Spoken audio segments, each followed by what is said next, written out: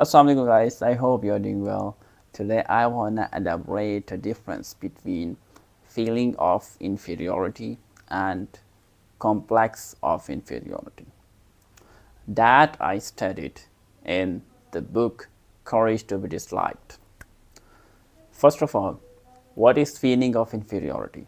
Feeling of inferiority has two meanings. First one is to evaluate yourself and to find out something is lacking in your personality and you need to have this in order to be successful. So the statement will be, I'm not well educated, but I need to be educated to become successful. On the other hand, if we have a negative side of feeling of inferiority, we can say we are underestimating our capabilities and we are start comparison with our counterpart.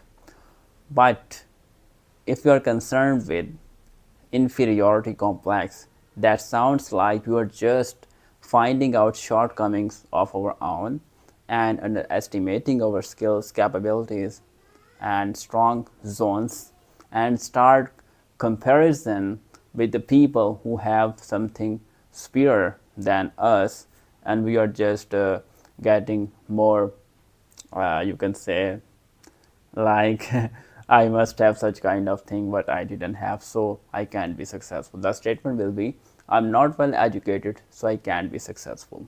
In this way, you are just finding out an excuse to give in and to stop in your comfort zone.